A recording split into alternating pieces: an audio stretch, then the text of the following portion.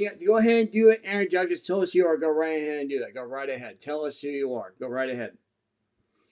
Well, I'm Dr. Minerva Diaz, and I am a United States veteran, a future elected official, I like to say. Mm-hmm. I copy that from somebody on Twitter. And I love my country. I'm clergy. I love God above all else. I am for our nation, for America. I believe in its founding principles that are Christian principles. I believe this is a land that belongs to God. It was created for purposes that we are. Somehow America has drifted away from those founding principles, but we're not so deep gone yet. And this election definitely is the landmark of where we're heading. We need to fight for truth. We need to fight for fairness. And, the ballot harvesting intentions and what's going on obviously is to create a chaos where there is none or potentially none, like one we have never seen in our elections ever before. So they intend to sort of kidnap the whole process, and then it becomes so destabilized and so we can't really tell who won this and that for the first time in America, the UN, might step in, uninvited, by the way. We're not inviting them, but saying that you just never know who the Democratic Party has partnered with that we Americans, the regular citizens, do not know anything about. So, but we don't know intelligently because we have no evidence. We're just civilians. But the fruit and what you see and who you see contributes and you see who makes statements in favor of tells a different story. It is as if you can collect information or intelligence, not by direct means, but by what we call perhaps other means, side means, secondary means. I say that because my first job in the Air Force was with OSI, Office of Special Investigation. And I was just, I was just an intern. I was just a trainee, okay? I don't know much.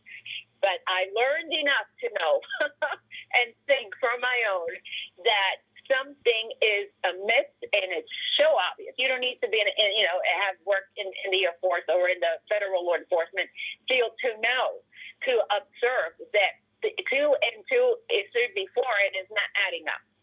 That's all I have to say. My question is for first name. Is it Minnie or Andrea? Do I call you? How do I pronounce that? Your first name? Minerva. Call me Minnie. Okay, Minerva. Minnie. Just call me Minnie as in the mouse. But it's Minnie. It's fine.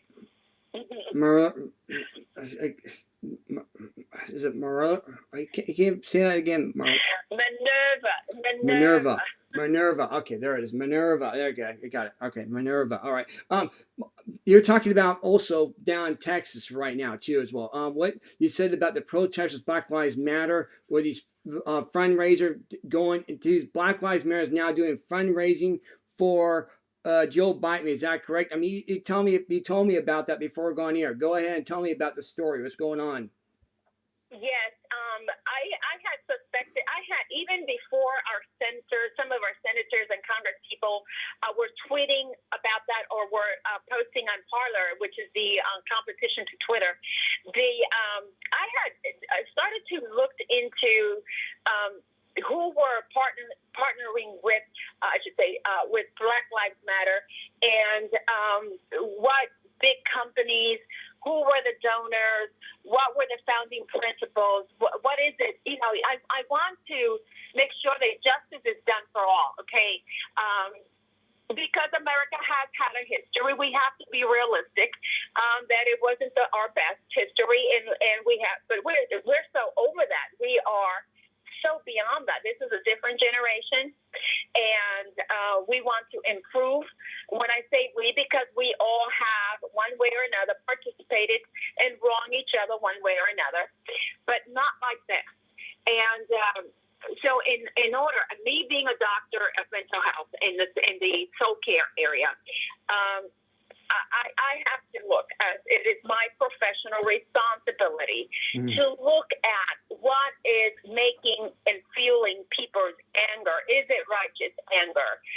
Is it anger but not related to the issue? Is it anger from abuse or something that's completely different? Right. And why has it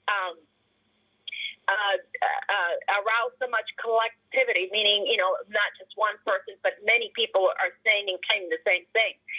So it's a collective issue. But as I study and pray and keep looking at data, and I say, well, there are some that are legitimate, but they're not completely related. There's something else there. And the ultimate, when you see these people protesting, there's people doing the protesters. They don't live in that community, number one. Right. They are paid actors, number two, and they have no connection to the community, so they can tear it down, burn it down, kill people, and they have no qualms of morality about it because they really don't belong there. And their whole thing is, let's burn down the city. We get paid. It's anarchy, and basically that's it. They have fun burning people's properties, homes, businesses, because in their mind, these protesters, when you look at them, they're not African American. Many of them are not.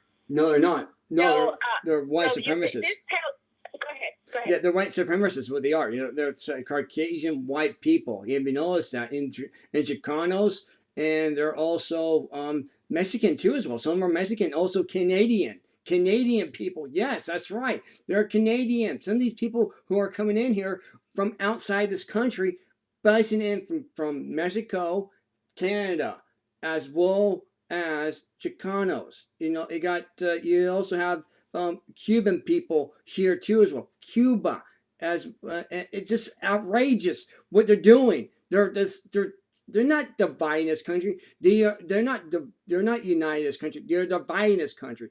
They are dividing. They're not only dividing the country, they are purposely destroying burning it down. Yeah, they're destroying it. Yeah, exactly.